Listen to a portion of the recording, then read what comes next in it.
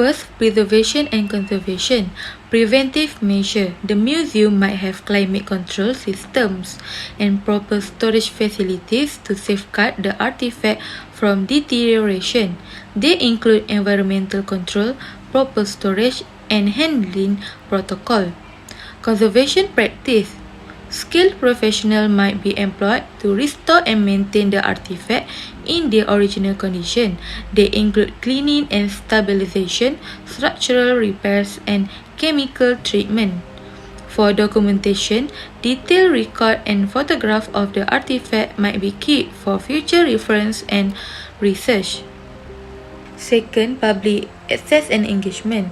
Exhibition and displays. The museum might curate engaging exhibitions that tell the story of Kedah heritage in an accessible and informative way.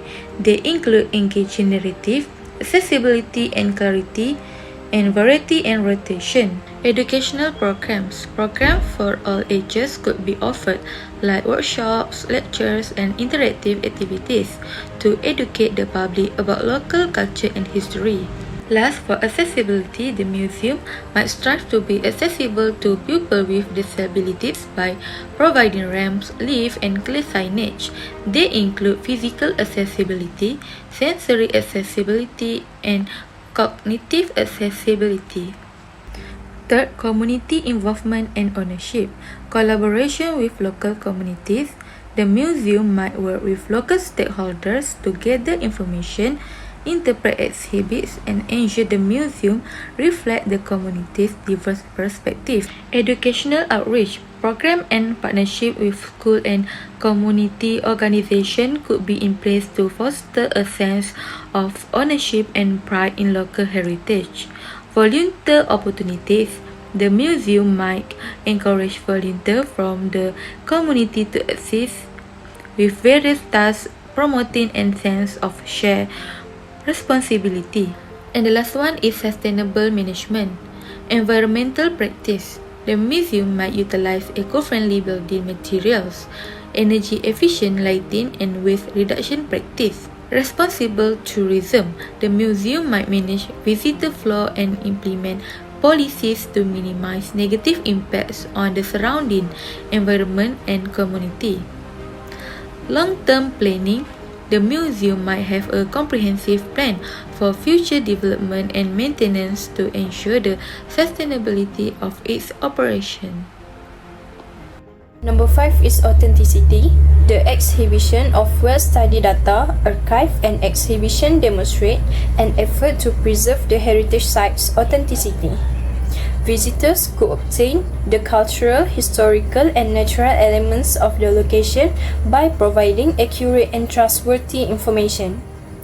Number 6. Interpretation and education. Visitors are expected to gain significant knowledge from the extensive arrangement of data, archive, and exhibition.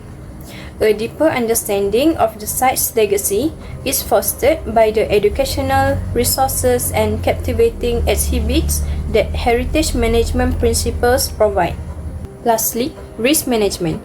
In the context of heritage site risk management includes preventive detection and mitigation of possible hazards that may include natural catastrophes, acts of vandalism, and climate change. This is carried out by creating true emergency response plans, putting strong security measures in place, and setting up continuous monitoring systems. All these measures serve to protect the heritage site's authenticity, guarantee prompt and efficient handling of any issues that may arise, and aid in the long-term conservation of its natural assets. Assalamualaikum and hi, my name is Nur Damia binti Muhammad Hafiz, metric number 286764. I'm going to present the management practices at the site. Firstly, the practice that the management implement is regular monitoring. The management team of Kuala Kedah Museum has appointed security officer to guard and monitor the museum every day. Regular monitoring can help to avoid the potential vandalism that will happen if there are no one to guard the site. Secondly, artifacts protection. Every artifacts are placed in glass cases. The reason why all the artifacts are placed in glass cases is because to protect them from damage. Artifacts cannot be touched because artifacts are very sensitive and it might be damaged if people touch them.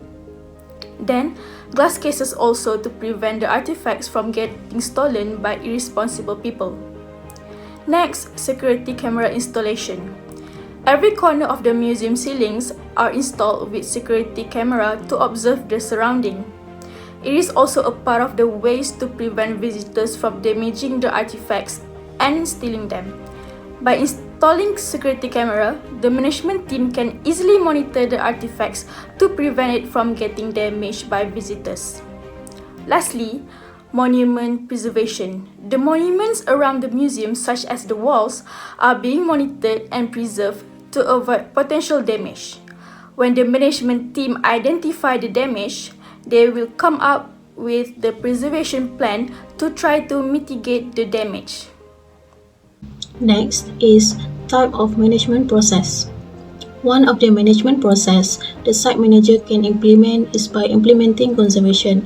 For instance, in this case, variations in preservation conditions brought on by climate-related decay process are inevitable occurrences that the site manager needs to pay more attention to. This is demonstrated by the state of the Kota Kuala Kedah Museum area, which is walled off to keep out tsunamis and high tide. Nonetheless, certain events like floods might not be prevented and must be handled skillfully and successfully. One way to protect the museum is to surround it with waterproof material or glass mirrors. It is essential for maintaining the historical integrity of monuments because it guards against flooding and structural damage brought on by moisture intrusion. Last but not least, installing proper drainage systems is also a crucial step in keeping water out of the museum area and avoiding water build-up and structural damage. This is due to a drainage system that is not conducive and abandoned trash that prevents the water from draining properly in the Kota Kuala Kedah Museum area. As a consequence, if the area experiences exceptionally high rainfall, this will lead to flooding. To sum up, the preservation of the enduring legacy requires diligent and methodical maintenance. It is because the legacy is the narrative of the past that must be conveyed to the next generation. Stories of their bravery, suffering and sacrifices are preserved in Kota Kuala Kedah, allowing us to live in peace and harmony in the place where great warriors once shed their blood. Next, communication and collaboration. The manager can foster open communication like encourage feedback and promote teamwork.